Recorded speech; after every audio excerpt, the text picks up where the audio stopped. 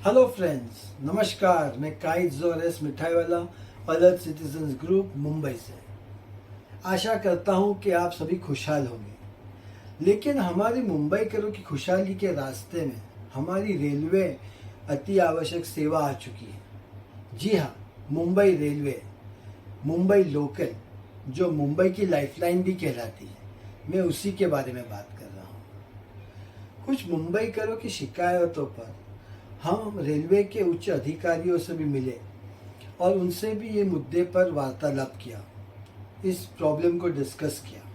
शिकायत मुंबई करों की यह है कि रेल से यात्रा करते वक्त जब वो रेलवे स्टेशन पर लगाए गए ATVM टिकट वेंडिंग मशीन्स के द्वारा टिकट प्राप्त करने की कोशिश करते हैं तो कभी कभी उनका ट्रांजैक्शन कामयाब नहीं होता।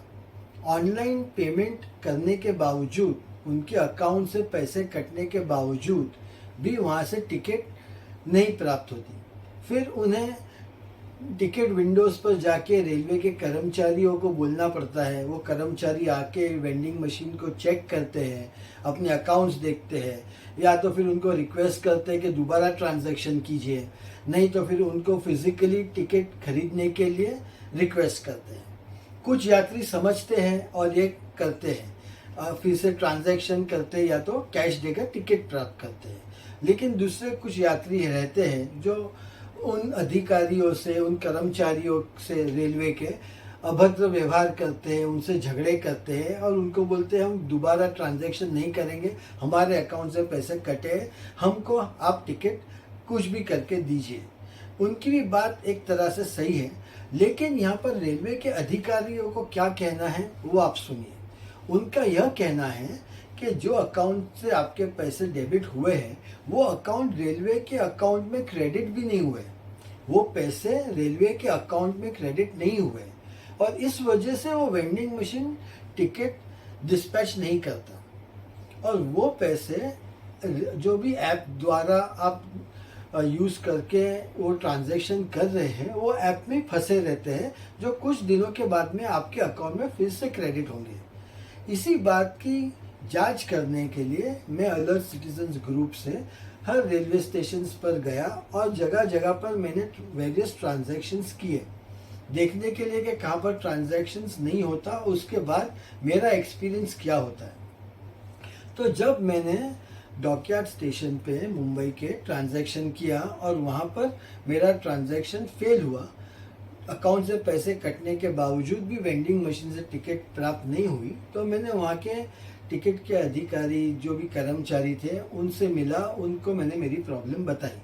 तो उन्होंने भी यही कहा कि उन्होंने मशीन को चेक किया और कहा कि ये अभी आपका अकाउंट में से पैसे तो कटे लेकिन हमारे रेलवे के अकाउंट में ट्रांसफ़र नहीं हो पाए हैं और वो ऐप में ही फंसे, इसलिए आपको टिकट प्राप्त नहीं होगी।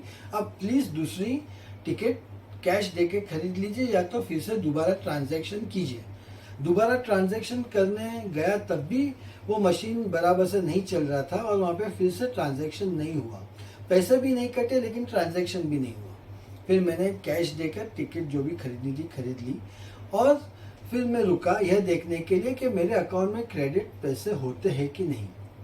तो 5 अगस्त 2024 को मेरे अकाउंट से पैसे डेबिट हुए और 5 दिन बाद 10 अगस्त को वही पैसे मेरे अकाउंट में फिर से क्रेडिट भी हुए।